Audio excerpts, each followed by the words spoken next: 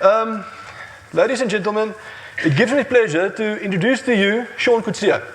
He's from Motors, and he's a young man with a lot of knowledge, and I believe he's going to give us a good, informative presentation on DFI, diesel fuel injection.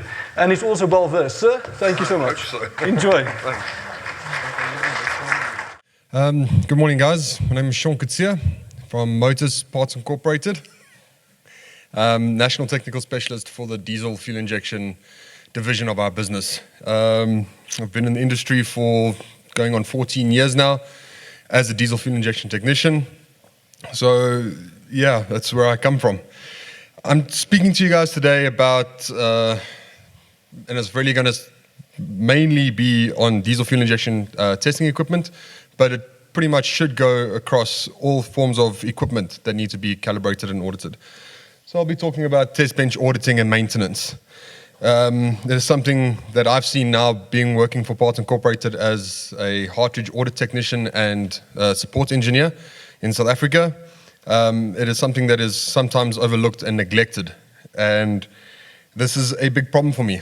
And it's a big problem for a lot of my customers, creating downtime because of something so simple. So as an overview, and I'm just going to touch on these topics as we go along.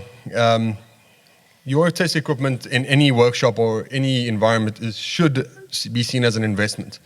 You're spending the equivalent on some of this equipment as what you would be spending on a Ferrari or a Lamborghini, R1 million plus. And you take that car for a service every 15,000 or 10,000 kilometers. So why wouldn't you do it to your investment in your workshop that is actually producing or creating money and business for you? So it's very important, and it's something I think it's a great way of looking at it.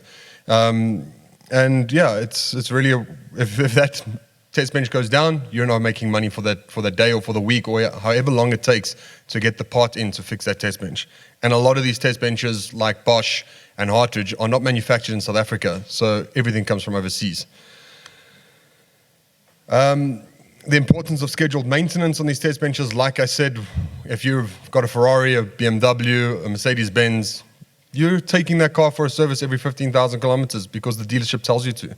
And it's not just for warranty purposes, but it's to make sure that that vehicle outlasts us. Any form of machinery is actually designed to outlast a human life, but only with the correct maintenance and care. So scheduled maintenance. And again, it doesn't matter which test bench you have, whether it be Bosch, Hartridge, Mac Test, any of these brands, every single manual, every single test bench's manual will give you an indication of when that bench needs to be serviced and maintained and how to do so. Coming from Motors, we are the Hartridge and Delphi representatives in South Africa. And we've invested a lot of money in terms of making sure that I, for one, am perfectly and well-trained with current test benches provided by Hartridge, all the way up to auditory conditions. So I can do from the oldest current test benches, the AVM2 PC, to the new current Hartridge Toledo test bench, which does your Huey injectors. We've also invested a lot of money in the correct tooling, the correct spares that we now carry, and it allows us to carry out our jobs more efficiently and create less downtime for our customers. The main reason audits are overlooked in terms of pump rooms, especially from my experience, is that it's seen as an unnecessary cost. However, in most cases, it is a very necessary cost. It should be budgeted for every financial year, as it is required once a year from all manufacturers for that equipment to be audited. And that's mainly the main reason I've seen. And a lot of guys also, why it's also overlooked is if we look at our older test benches, there was a lot of mechanical gauges and mechanical test tubes on there.